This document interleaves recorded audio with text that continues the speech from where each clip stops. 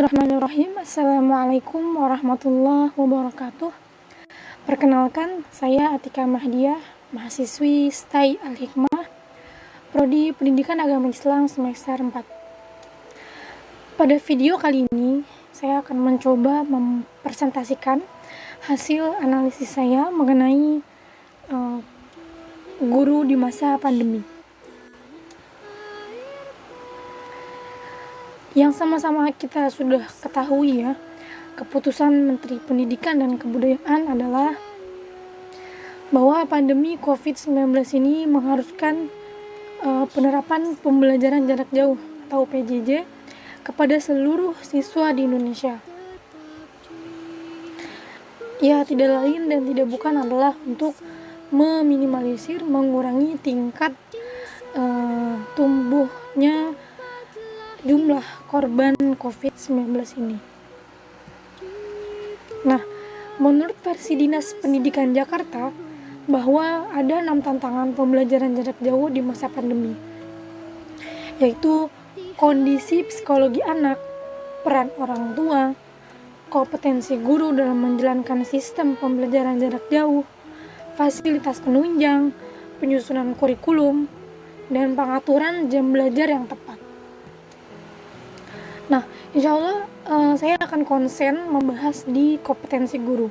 Sebelumnya, kompetensi guru sesuai Undang-Undang Guru dan Dosen atau UU GD menyatakan bahwa terdiri dari 4, yaitu kompetensi profesional, kompetensi pedagogik, kompetensi sosial, dan kompetensi kepribadian.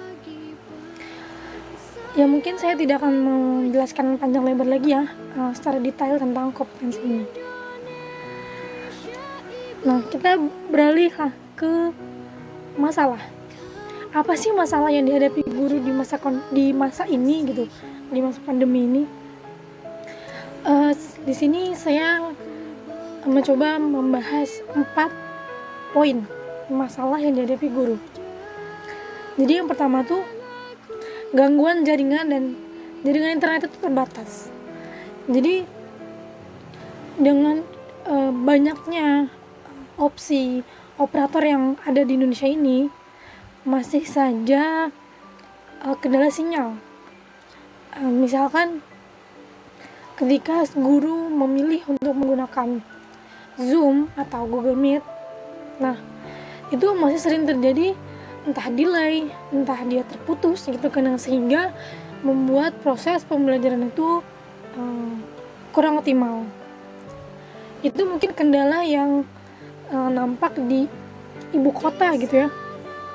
Kalau misalkan di luar kota, maksudnya di pedesaan gitu, mungkin lebih kompleks. Bukan hanya sekedar jaringan yang terganggu, malah terbatas.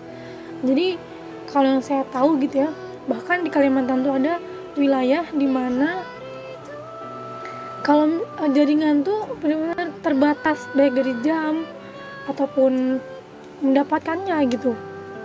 Nah, itulah masalah yang pertama. Yang kedua adalah ketersediaan sarana smartphone atau gadget yang mendukung, dan penguasaan teknologi masih kurang. Nah, ini dihadapi bukan hanya di guru, tapi maksudnya bukan hanya guru yang mungkin ada yang belum punya smartphone yang mendukung, atau bahkan tidak punya handphone gitu kan, karena memang selama ini offline.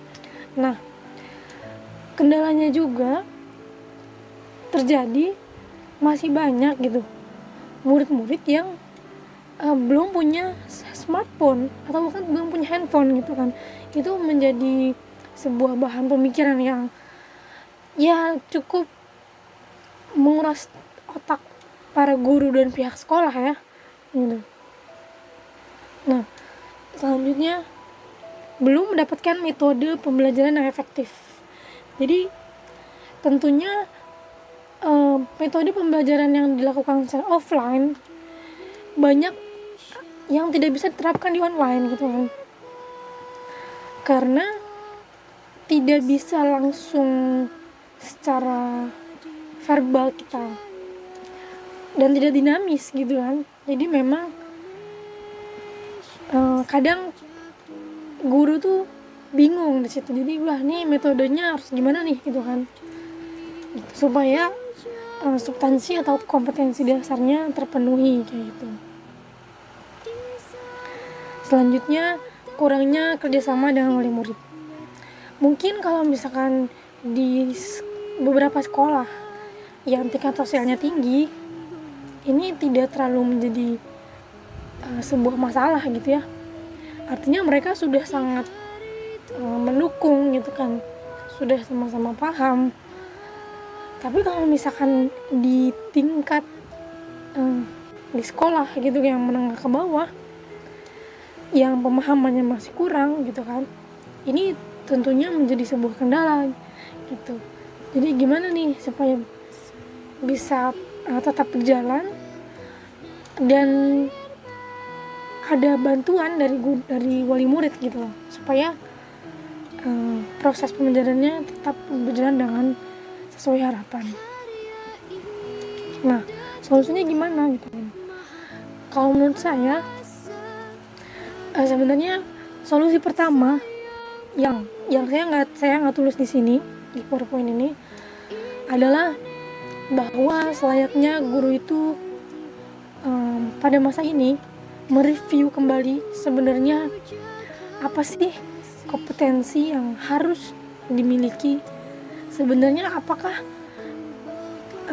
misalkan kita atau Anda gitu ya seorang guru, apakah sudah memenuhi kriteria guru yang ideal, atau mungkin apakah sudah berusaha bertumbuh atau mengusahakan poin-poin yang dicantumkan di undang-undang yang tadi itu ya.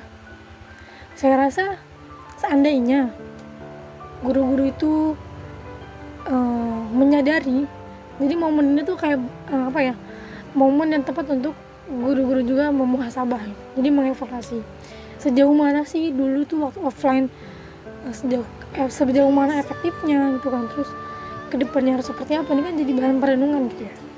Nah, yang pertama memang harus melihat kembali gitu, sebenarnya kompetensi apa sih yang seharusnya dimiliki guru gitu kan.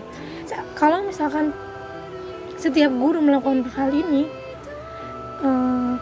insya Allah gitu ya, menurut perkiraan saya, untuk guru tuh nggak terlalu bingung mencari solusinya kayak gitu.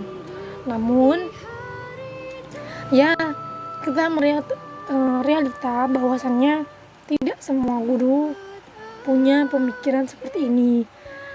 Artinya maksudnya untuk mereview diri, mereview tentang sebenarnya bagaimana sih seharusnya menjadi seorang guru gitu kan. Karena kalau misalkan saya lihat di beberapa artikel gitu ya mengenai kompetensi guru gitu, itu seandainya dijalankan sudah sangat optimal, sudah sangat bagus gitu. Nah, di sini saya coba mengkerucutkan kembali apa solusinya.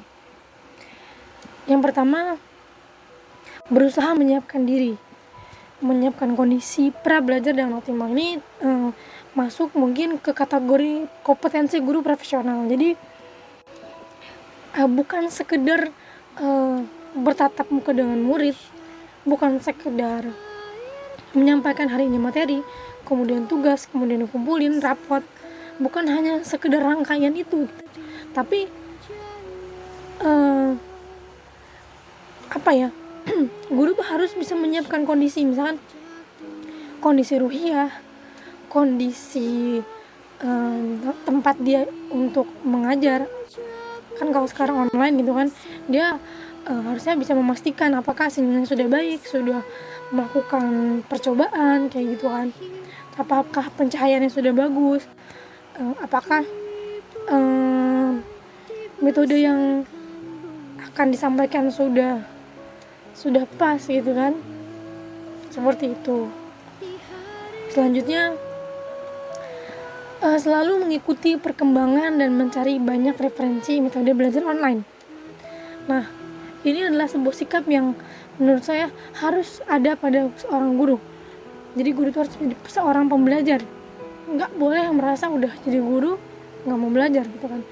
Nah, di masa ini seperti yang tadi saya sudah sampaikan di masalah gitu kan, bingung nih metodenya apa. Nah, bisa searching di YouTube, bisa dengan membuka forum diskusi, sharing dengan guru-guru semata pelajaran di sekolah lain gitu kan.